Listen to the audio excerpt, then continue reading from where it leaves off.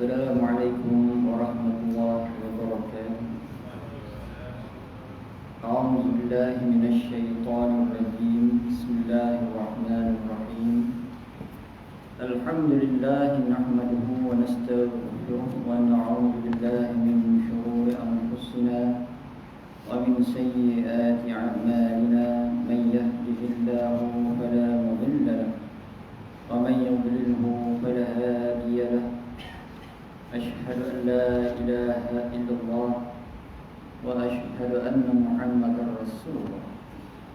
والصلاة والسلام على أشرف الأنبياء والمرسلين وعلى آله وأصحابه أجمعين.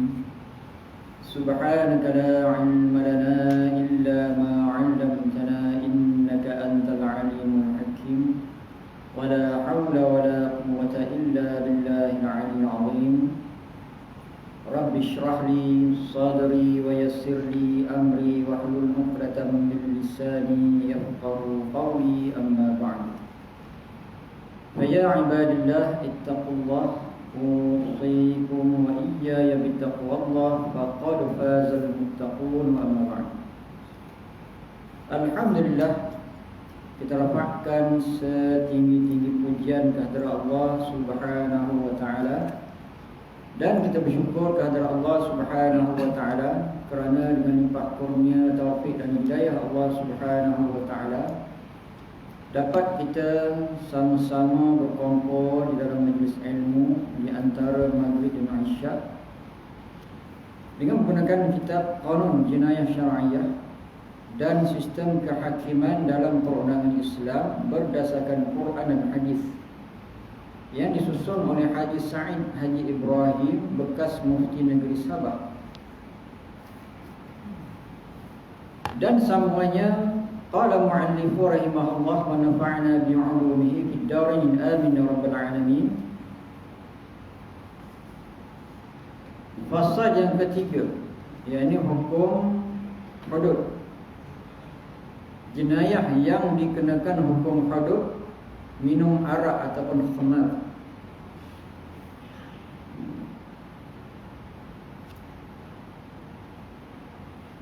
Arak ialah minuman yang memabukkan. Dalam bahasa Arab dinamakan khamar, berasal daripada kata khamara, yakni menutupi. Ini kita masuk dalam perbincangan pada fasal yang ketiga, yakni minum arak ataupun khamar, yang mana minuman arak dan khamar ini adalah merupakan satu daripada bentuk jinayah syar'iyyah. Seseorang yang meminum arak dengan syarat-syaratnya, dia akan dikenakan hukum hudud, dan ada kata dia tidak bertaubat, dia akan ditimpa azab, seksa daripada Allah Subhanahu wa taala, yang mana minum arak adalah merupakan dosa besar. Jadi bermaksud seseorang yang minum arak dengan syarat-syarat yang boleh dikenakan hukum hudud ini, sesungguhnya dia akan ditimpa dua hukuman, hukuman di dunia dan juga hukuman di akhirat, andai kata dia tidak bertaubat kepada Allah Subhanahu wa taala. Di mana arak ataupun khamar dalam bahasa Arab dari segi bahasanya memberi maksud menutupi. Yang orang yang minum arak ini akalnya tertutup, tindakannya tidak jadi siuman.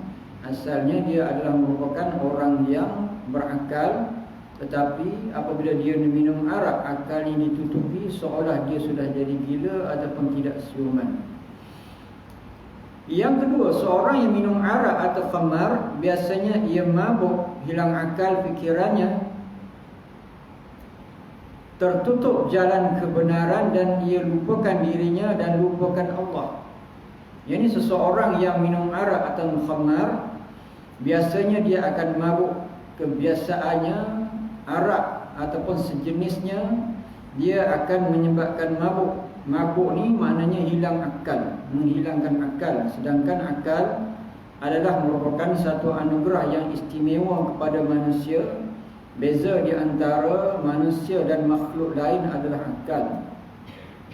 Dan dengan akal itulah syarat daripada mengesahkan sesetengah ibadah.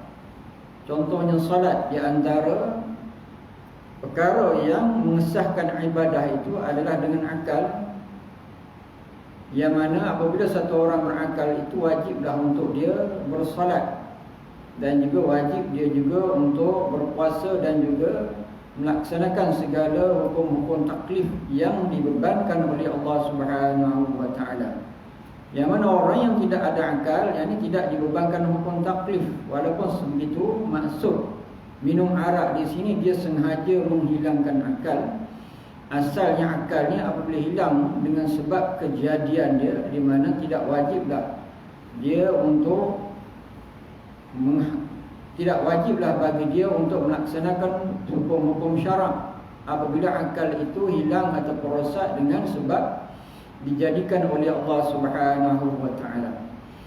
Dan ada sebaliknya, satu orang yang sengaja dia memabukkan ataupun menghilangkan akalnya dengan sebab minuman yang sesungguhnya dosa daripada minum arak itu satu perkara, dan andai kata dia tidak boleh beribadah dengan sebab akalnya tidak siuman, yakni dosa yang kedua. Hilang akal fikirannya, tertutup jalan kebenaran, dan ia lupakan dirinya dan lupakan Allah. Jadi orang yang minum arak ni dia tidak melihat kebenaran, dan dia akan lupakan dirinya dengan sebab dia mabuk, dan keadaan setengah hal dia lupa kepada Allah. Lupa yang pertama, lupa hukum Allah Subhanahu wa taala. Dan dalam keadaan mabuk sudah tentulah seseorang itu tidak boleh beribadah, dan kalau beribadah pun sudah tentulah dia akan tidak sempurna. Yang mana kalau kita perhatikan, pengharaman arak ni berlaku beberapa peringkat. Sebelum daripada pengharaman arak, yakni orang Islam pada masa itu masih minum arak. Dan apabila mereka solat mereka tidak sempurna, ataupun solat mereka jadi huru-hara, dan sehingga diharamkan arak terus dengan sebab perkara itu. Hukum minum arak ini khamar. Minum arak hukumnya adalah haram, sama ada sedikit atau banyak, mabuk ataupun tidak, kecuali ketika darurah. Dan arak itu adalah najis aini. Firman Allah Subhanahu wa taala, hukum minum arak. Hukum minum arak adalah haram. Jelas hukum minum arak, kita ulang, dia adalah haram. Sama ada sedikit ataupun banyak. Ini minum arak ni sama ada sedikit ataupun banyak, dia adalah haram. Sama ada mabuk ataupun tidak, dia adalah haram. Kecuali ketika darurah, melainkan dalam keadaan darurah. Umpamanya tidak ada langsung air untuk diminum, hanya ada yang mabuk saja. Kalau dia tidak minum, boleh menyebabkan dia ni akan jadi mudarat, di mana boleh minum arak sekadar untuk menghilangkan haus. Dan belum pernah ada lagi lah dalam kejadian di negara kita ni tak ada air sehingga menyebabkan darurah untuk minum arak. Air itu banyak. Kalau tidak ada air paip pun boleh minum air di tempat yang lain, sama ada digali, buat perigi dan sebagainya, di mana bumi Malaysia kita ni memang ada air. Tak ada alasan untuk seorang tu untuk minum arak di atas nama darurah. Tidak ada perkataan darurah di Malaysia ni untuk minum arak, melainkan orang tu memang dia ketagih minum arak. Dan arak itu adalah najis ain. Dan arak itu adalah merupakan najis ain. Dan masuk najis ain di sini najis pada diri dia. Sebagaimana yang kita belajar bab najis, ada najis mughallazah, ada najis mukhaffafah, ada najis mutawassitah. Najis mughallazah tu najis berat. Mughallazah yughallidhu, yakni mughallazah najis berat. Apa maksud berat? Sebab berat untuk menghilangkan najis itu ataupun nak membersihkan najis. Najis mughallazah. Najis mughallazah ni adalah najis babi, anjing ataupun terperanak daripada keduanya. Dan najis mukhaffafah tu najis ringan. Nah, ini kencing bayi laki-laki yang umur di bawah 2 tahun yang hanya menyusu susu ibunya. Dan najis mutawassitah, najis sederhana. Di mana najis sederhana ni termasuk arak. Ini bagaimana najis sederhana ni, apabila ada najis itu, naklah dihilangkan najis itu, barulah dibersih dengan air mutlak. Maknanya ain najis itu adalah najis, manas diri najis, diri benda itu adalah najis. Umpamanya arak yang tumpah, hendaklah dibersihkan arak itu, dihilangkan dia punya sifat najis itu, sama ada bau, rasa ataupun warnanya, dan selepas itulah dihilangkan dengan air mutlak, barulah dikira sebagai bersih. Jadi tuan-tuan boleh rujuk di dalam kitab fiqh lah, dalam bab awal, yakni berkenaan dengan najis. Kan kita belajar dalam kitab fiqh berkenaan dengan air, selepas itu berkenaan dengan najis. Yang ini amat penting berkenaan dengan najis ini. Dia adalah satu daripada syarat untuk mengesahkan salat umpamanya, ataupun syarat untuk mengesahkan tawaf. Yang syarat sah salat ni apa? Satu daripadanya suci daripada najis. Najis pada badan, pakaian dan juga tempat salat. Kan kita belajar bagaimana ada syarat wajib salat, ada syarat sah salat. Di antara syarat sah salatnya yakni bersih najis tu pada pakaian kita ataupun badan kita ataupun tempat solat yang berhubung dengan pakaian ataupun badan. Kita boleh rujuk di dalam kitab-kitab fiqh. Jadi maknanya dalam berkenaan dengan ilmu tentang najis dia amat penting untuk kita pelajari, sehingga para ulama kita menyusun bab berkenaan dengan najis ni peringkat awal. Awal lagi sebelum kita belajar bab wudu, belum kita belajar bab solat, awal lagi berkenaan dengan najis. Mana penting.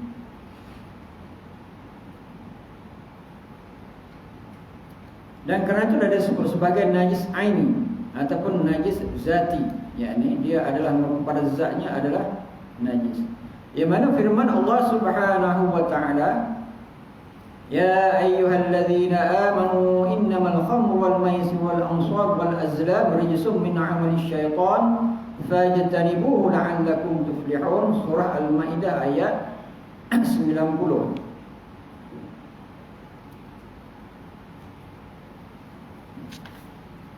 Yang bermaksud, wahai orang-orang yang beriman, bahawa sesungguhnya arak dan judi dan pemujaan berhala dan memenuhi nasib dengan batang-batang anak panah adalah satu-satu kotoran, yakni najis, yang sesuatu yang keji dari perbuatan syaitan. Oleh itu hendaklah kamu menjauhi supaya kamu berjaya. Di mana dalam ayat ini Allah Subhanahu wa taala menghubungkan akan sifat, di antara sifat arak itu adalah najis, dan juga arak itu adalah merupakan perbuatan syaitan. Yang syaitan suka kepada arak. Satu, sifat najis, sifat arak itu adalah najis. Yang keduanya, dia adalah merupakan perbuatan syaitan, min amali syaitan, daripada pekerjaan ataupun perbuatan syaitan. Maknanya syaitan suka minum arak. Orang yang suka minum arak, maknanya dia sama dengan perbuatan syaitan, dan arak itu adalah najis. Kita ni kalau kita fikirkan, maknanya najis, contohnya najis setara dengan arak adalah air kencing ataupun tahi, minta maaf sebut, yang kita berak ataupun apa saja. Apa ni, berak ayam, berak lembu, tahi lembu. Tapi orang yang minum arak, dia minum arak tu najis. Sama dia tarafnya, arak tu sama taraf dengan tahi lembu, minta maaf sebut. Tapi dia boleh minum arak. Maknanya dia ada setaraf dengan najis tahi lembu. Siapa yang sebut? Allah Ta'ala sebut Rijsum min amali syaitan, najis, dan dia adalah merupakan perbuatan syaitan. Jadi kejinya, yakni dia itu setaraf dengan tahi lembu ataupun kencing. Di mana apabila kena najis kencing ataupun air kencing atau tahi lembu, cara menyucikannya sama dengan cara menyucikan arak yang kena kepada pakaian ataupun badan kita. Caranya sama, dia termasuk dalam najis mutawassithah, najis sederhana. Dia orang gemar minum arak, dia tak terfikir lah pula. Sedangkan umpama dia minum kencing, umpama dia makan tai lembu, minta orang sebut, setarafnya najis. Bagi orang beriman, melihat benda itu adalah perkara yang keji. Orang beriman ni makan benda-benda yang baik sahaja. Hatta makan minum pun tidak berlebih-lebihan. Allah Ta'ala sebut, kulu washrabu wa la tusrifu innahu la yuhibbul musrifin.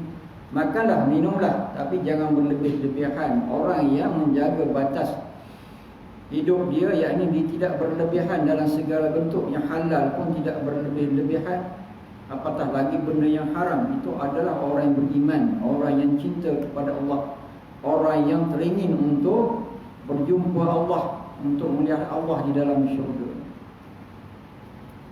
Hukum orang yang meminum arak, hukuman orang yang meminum arak yang khamar. Apakah hukuman orang yang minum arak? Satu hukum, hukum arak itu adalah haram dan dia adalah dosa besar. Dan di dunia lagi sudah dikenakan hukuman kepada orang yang minum arak. Apakah hukumannya? Dalam kanun jinayah syar'iyah, seseorang yang telah sabit kesalahan minum arak atau sebarang minuman yang memabukkan, sama ada dia mabuk atau tidak, wajib dikenakan hukuman sebat, tidak lebih daripada 80 kali sebat dan tidak kurang dari 40 kali sebat. Hukuman ini adalah berdalilkan hadis Rasulullah SAW yang diriwayatkan daripada Ali bin Abi Thalib radhiyallahu anhu. Yang jelas di sini hukuman orang yang minum arak ni, yakni dengan sebat, sebanyak-banyak sebat bagi orang yang minum arak, sebanyak 80 kali sebat dan tidak kurang daripada 40 kali sebat. Yang perkara ini berdalilkan kepada hadis yang diriwayatkan oleh Ali bin Abi Thalib, hadis yang direkodkan oleh Imam Muslim. Hadis yang berbunyi, jalada Rasulullah sallallahu alaihi wasallam 40 wa Abu Bakrin 40 wa Umar 80 wa kullun sunnatun wa hadza ahabbu ilayya. Hadis yang direkodkan oleh Imam Muslim yang bermaksud Rasulullah SAW telah menyebat orang yang minum arak sebanyak 40 kali sebat, dan Sayyidina Abu Bakar telah menyebat sebanyak 40 kali sebat, dan Sayyidina Umar menyebat sebanyak 80 kali sebat. Semuanya adalah sunnah Rasulullah SAW dan inilah yang lebih aku sukai. Yang ini bagi orang minum arak, Rasulullah SAW pernah menyebat sebanyak 40 kali sebatan. Dan juga hukuman itu juga diikuti oleh Abu Bakar As-Siddiq sebanyak 40 kali sebat. Dan di zaman Umar Al-Khattab, masa dia jadi pemimpin Islam, dia jadi khalifah Islam, dia menyebat orang yang minum arak sebanyak 80 kali sebat. Dan kata Sayyidina Ali, perkara ini 40 dan 80 ini, kata Sayyidina Ali, semuanya adalah sunnah Rasulullah SAW. Dan inilah yang lebih aku sukai. Dia kata yang 80 tu lagi dia suka. Dan Khalifah Ar-Rashid ini adalah merupakan orang yang disebut tentang kebolehan untuk kita ambil hukum daripada mereka, sebab mereka tu lebih memahami akan sunnah, akan segala hukum-hukum syariat. Contohnya Umar Al-Khattab adalah Khalifah Ar-Rashidin. Dia adalah merupakan sahabat yang dekat dengan Rasulullah SAW. Dan setiap tindakannya dalam berhukum itu ada kemaslahatan yang besar. Sehingga kata Ali, aku lebih sukalah yang 80 itu. Dan kesemua itu adalah sunnah Rasulullah SAW, sama ada 40 ataupun 80. Jadi kemungkinan juga, besar kemungkinan, di mana zaman Nabi SAW, para sahabat ni kuat imannya, ataupun orang yang bersama Nabi itu kuat iman. Dan apabila kematian Rasulullah SAW, orang-orang yang baru masuk Islam ni, maknanya keimanannya tidak setanding dengan para sahabat. Sehingga setengah daripada mereka mungkin yang gemar minum arak ataupun kembali kepada minum arak. Dan di antara kemungkinan itulah Sayyidina Umar Al-Khattab mengambil jalan, yakni menyebat sebanyak 80 sebat. Dan kalau kita perhatikan zaman sekarang kita ni, minum arak ni ataupun minuman-minuman yang memabukkan ni boleh dibeli di mana-mana, bebas dijual berleluasa. Ini bergantung hanya kepada iman seseorang sama ada nak beli ataupun tidak, nak minum ataupun tidak. Cuma namanya berbagai-bagai. Di mana ada hadis Rasulullah menyebut di akhir zaman ini arak tu dinamakan dengan berbagai-bagai nama. Asalnya khamar, daripada 2-3 jenis bahan untuk menjadikan arak. Zaman kita ini berbagai-bagai nama, mungkin beratus-ratus jenis nama. Ada yang botol tinggi, ada yang botol pendek dan macam-macam. Ada yang diperam sampai ratusan tahun, di mana kesemua itu adalah arak. Nama apa sekalipun, selagi dia adalah arak, adalah arak. Arak ni bagaimana dia adalah sesuatu minuman yang memabukkan tu arak. Dan apa saja sejenis dengannya yang boleh memabukkan, boleh menghilangkan akal, dia adalah termasuk dalam kumpulan arak. Sama ada hisapan, sama ada makanan yang kita jelas dia boleh menghilangkan akal, dia termasuk dalam kumpulan arak.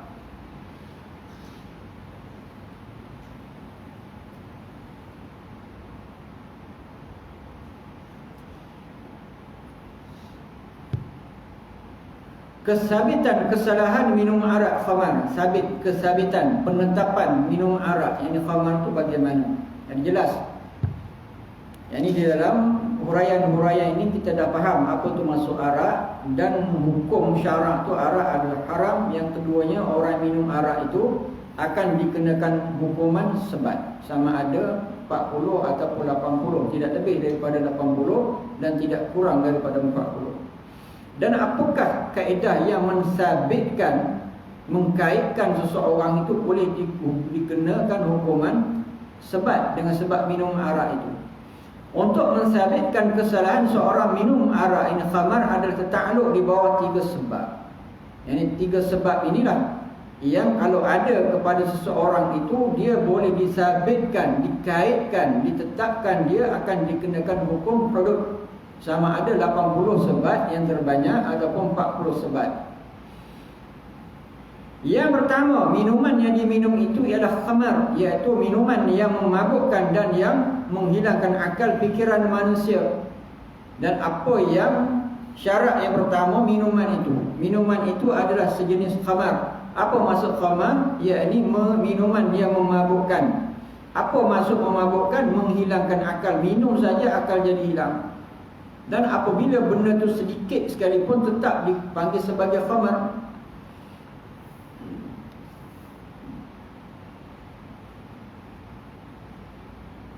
Yang kedua, orang yang minum minuman itu mengetahui bahawa minuman yang diminum tadi memabukkan dan menutup akal fikiran.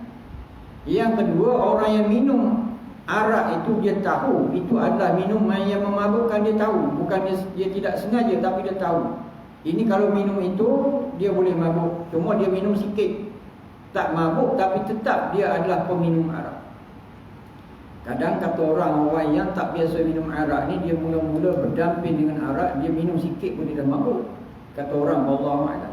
Dan orang biasa minum arak ni kalau minum 3 jap pun dia tak mabuk, kata orang wallahu a'lam. Wallahu a'lam. Kalau orang tak biasa minum ni katanya, minum 2-3 gelas pun dia dah nampak bintang-bintang, wallahu a'lam, kata orang. Dan kalau orang biasa minum arak ni 3 jap minum pun tak ada masalah, kata orang lah, wallahu a'lam. Jadi tetap macam mana sekalipun dia adalah arak.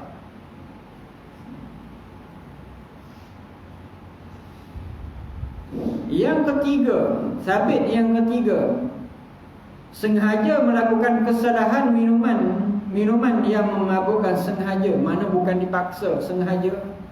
Kalau dipaksa tidak terkena hukumlah dipaksa. Masuk dipaksa di sini yakni sesuatu yang boleh menghilangkan manfaat diri ataupun anggota paksa. Apa maksud paksa? Maksud paksa ni alat ataupun perbuatan yang boleh menyebabkan satu orang tu hilang dia punya kemampuan anggotanya untuk berfungsi. Contohnya dengan menebas dengan parang, atau menggunakan senjata yang tajam, atau menggunakan senapang, pistol dan sebagainya. Alat-alat itu boleh menyebabkan satu kematian. Yang keduanya, kalau tidak mati pun boleh menyebabkan anggotanya hilang fungsi. Itu maksudnya paksa. Kalau setakat paksa dengan pistol air tak jadi itu. Pistol juga tapi paksa. Satu orang datang paksa pakai pistol air, kamu minum arak. Dan orang yang dipaksa tahu itu air, dia pun minum arak. Itu tak jadi, itu sengaja berpakat untuk mengelak itu.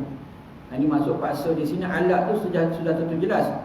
Kalau menepati sasarannya boleh menyebabkan hilang fungsi anggotanya ataupun boleh menyebabkan hilang nyawa, tu maksudnya paksa.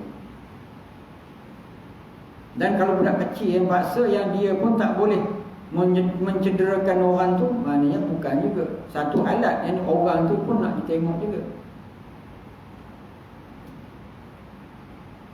Yang kedua, seorang yang minum minuman yang boleh memabukkan. Di sini boleh memabukkan, minuman yang boleh memabukkan, dan ia tidak tahu bahawa dengan minuman itu ia akan menjadi mabuk. Tidak boleh dikenakan hukuman had ke atas orang yang minum minuman itu, sekalipun dengan sebab minuman tadi ia menjadi mabuk. Walaupun sebegitu, kalaulah minuman itu dia boleh memabukkan, tapi orang itu tak tahu minuman itu boleh mabuk. Dia tak tahu minuman itu kalau dia minum jadi mabuk. Asalnya minuman itu kalau minum boleh memabukkan, tapi dia tak tahu. Contohnya, dia singgah di mana-mana tempat lah, dia kehausan. Lepas tu dia tempah air. Apabila sampai air tu salah meja. Asalnya orang yang lain minta air tu, tapi tersalah meja, dia minum, dia pening. Maknanya boleh memabukkan, tapi dia tak sengaja, dia tak tahu. Ni boleh berlaku juga, mungkin salah hantar. Orang lain order sampai dekat kita, mabuk, kita pening. Tadi minum minta air mineral tapi jadi macam ni, kenapa? Rupanya salah meja. Tu maknanya salah. Yang macam tu tak kenalah hukum. Dan kalau kita minum kedai-kedai biasa, jaranglah nak salah, sebab kedai biasa tak ada benda tu. Melainkan kedai-kedai duduk negara Eropah ke ataupun negara-negara barat yang kita nak minum air mineral saja, tetapi tersalah order, tersalah sampai dekat kita. Kalau di kedai mamak ke kedai-kedai Melayu dia tak ada kan.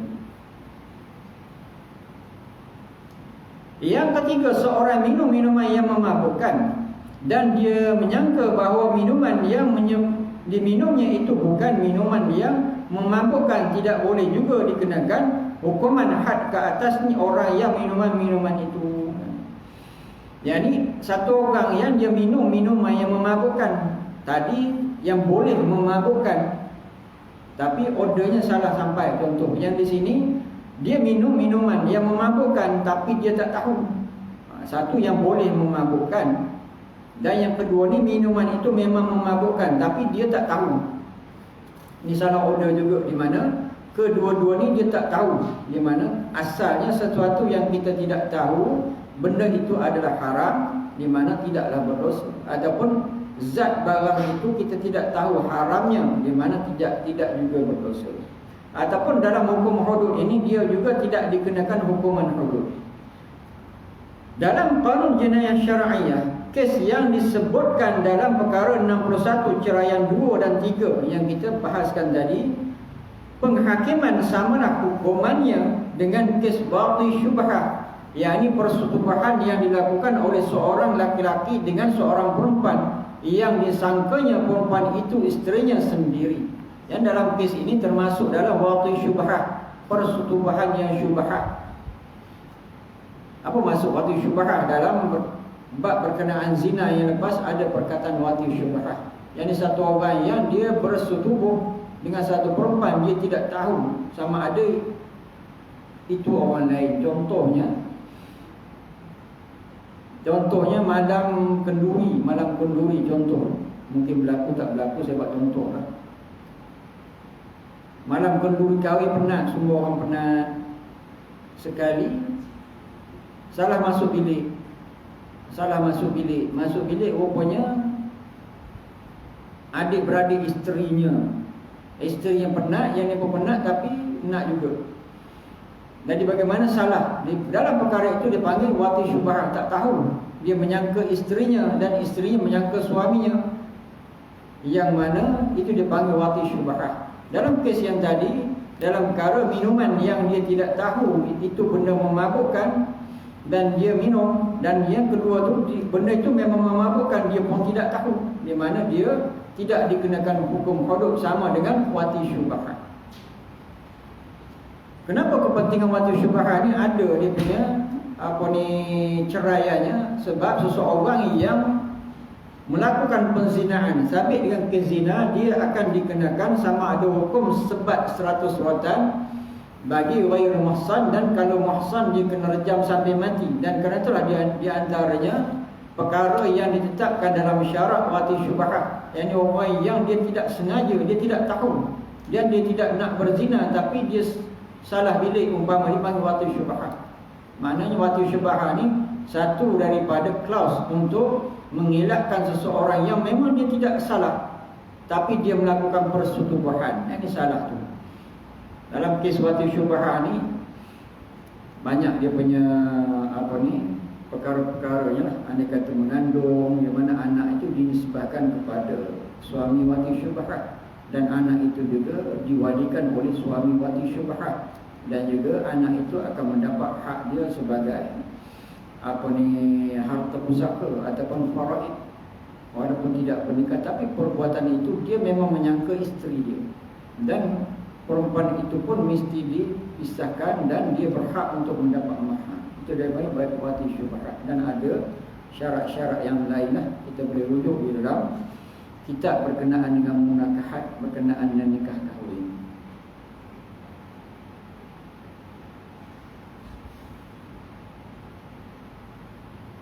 Kes ini termasuk dalam kes yang syubhat, yang tidak boleh dikenakan hukuman had ke atas pelakunya. Had itu maksudnya mufrad, kalau jamaknya hudud. Contoh masjid kan, masajid, masjidun itu maksudnya mufrad. Kalau masajid itu makna masjid, banyak jamak ataupun plural. Penghakiman ini adalah merujuk hadis Rasulullah SAW yang diriwayatkan daripada Abdullah bin Mas'ud radhiyallahu anhu, di mana ada sebuah hadis berkenaan dengan perkara syubhat ini. Yang hadis yang diriwayatkan oleh Ibnu Mas'ud radhiyallahu anhu, katanya Rasulullah ada bersabda,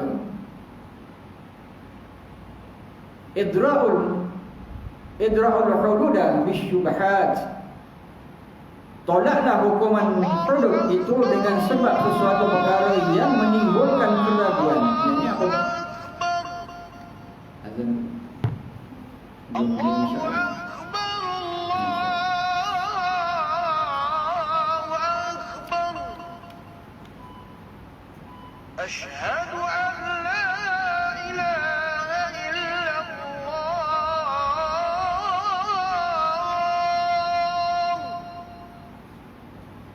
Asyhadu an la ilaha illallah.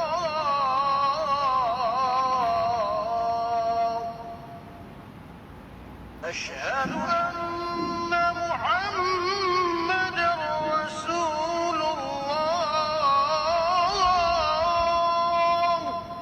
Allahu Akbar. Asyhadu anna Muhammadar Rasulullah.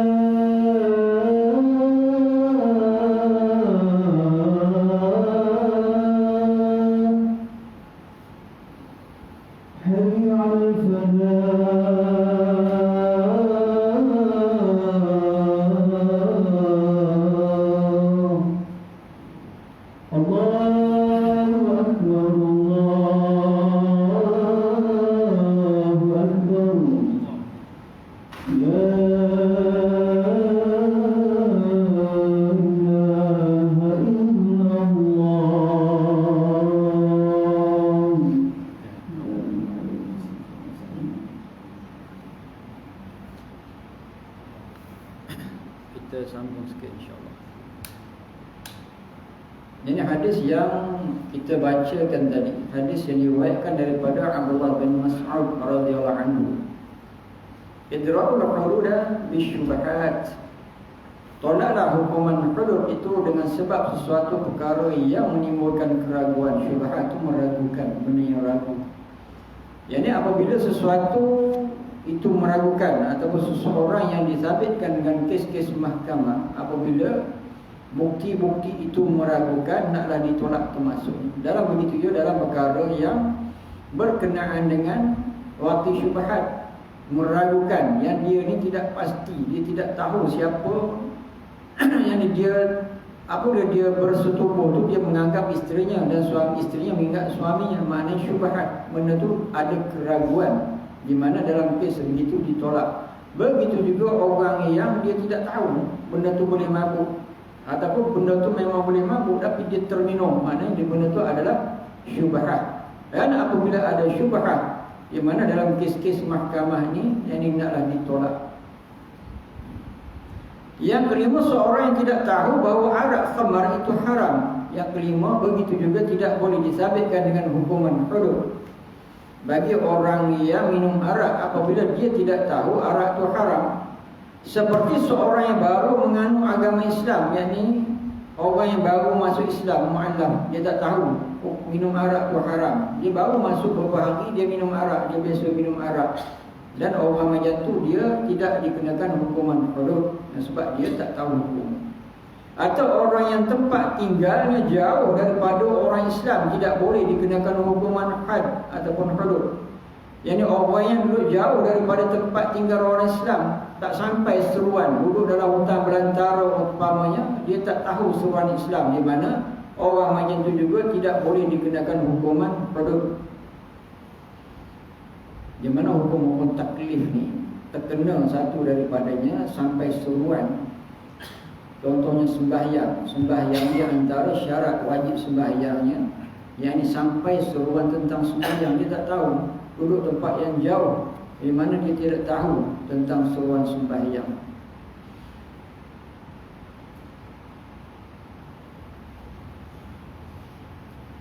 Kerana perbuatan mereka tidak boleh dianggap suatu perbuatan yang sengaja. Yang ini diantaranya yang tidak dipanggil sengaja ni tidak tahu tentang hukum, ataupun dia duduk tempat yang jauh tidak sampai hukum, dia tak tahu hukumnya. Tempat di hutan belantara tak sampai orang, dia hidup hanya memakai pakaian daripada daun kayu, kulit-kulit kayu, dia tak tahu tentang hukum hakam. Mungkin ada kok di Malaysia ni, masih ada lagi orang duduk di hutan belantara. Yang hukumnya sama dengan zaman fitrah, zaman yang kosong daripada Rasul. Yang zaman fitrah ni contohnya zaman Nabi Isa AS sampai kepada Nabi Muhammad SAW, zaman tu kosong daripada Rasul. Sama juga hukum dengan orang yang duduk di hutan belantara tak sampai seruan dakwah. Dia tak tahu, dia hanya tahu hidup dia aja. Yang keenam, jika seorang mendakwa bahawa ia tidak tahu tentang haram arak itu, sedangkan dia seorang Islam dan tinggal di tengah-tengah masyarakat Islam, wajib dikenakan hukuman had sebagaimana yang diperuntukkan dalam perkara 60 yang tadi, kerana alasannya itu tidak boleh diterima dan perbuatan mereka minum arak tadi adalah dianggap suatu perbuatan yang sengaja. Jadi orang yang Islam yang duduk di dalam kalangan masyarakat Islam, tapi dia kata dia tak tahu hukum minum arak tu haram dan orang minum arak tu kena hukum hudud, orang ni tidak boleh diterima akan alasan dia sebab dia duduk dalam kelompok masyarakat Islam yang tidak dikenakan hukum ni. Dia tidak duduk dalam kelompok Islam, ataupun dia baru masuk Islam, ataupun dia duduk tempat yang jauh tak tahu hukumnya, maknanya tidak dikenakan hukuman hudud ataupun had. Mudah-mudahan apa yang kita kongsikan pada malam ini dapatlah manfaat kepada kita. Satu daripada hukum Islam, hukum syarak, hukum jinayah ni berkenaan dengan orang yang minum arak. Walaupun mungkin perkara ini tidak ada di dalam hukum sivil ataupun hukum di Malaysia ini, tapi paling tidak kita pernah belajar dan kita mengimani ianya adalah hukum Allah Subhanahu wa taala. Mudah-mudahan satu hari hukum ini akan berjalan, di mana bumi akan jadi tenang, jadi aman, jadi barakah apabila dilaksanakan hukum-hukum Allah Subhanahu wa taala. A'udzubillahi minasyaitonir rajim. Bismillahirrahmanirrahim. Alhamdulillahirabbil alamin. Allahumma arinal haqqa haqqan warzuqna ittiba'ah wa arinal batila batilan warzuqna ijtinabah. Allahumma bima 'allamtana waj'alna min 'ibadikal salihin. Wa sallallahu ala sayyidina Muhammad wa ala alihi wa sahbihi wa sallam. Alhamdulillahirabbil alamin. Aqulu qawli hadha wa astaghfirullahal azim li wa lakum wa lisa'iril muslimin wal muslimat wastaghfiruhu innahu huwal ghafurur rahim. Assalamualaikum warahmatullahi wabarakatuh.